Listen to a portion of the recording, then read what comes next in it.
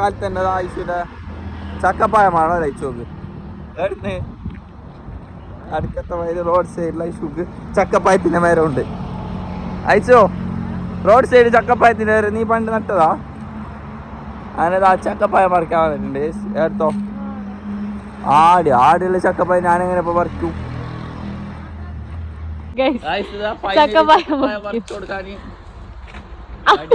പൊട്ടിപ്പോയി. എന്ത് ചെയ്യും? ഇനി അതിന് പുതിയ വടി ഞങ്ങൾ ഉണ്ടാക്കുകയാണ്. കിട്ടു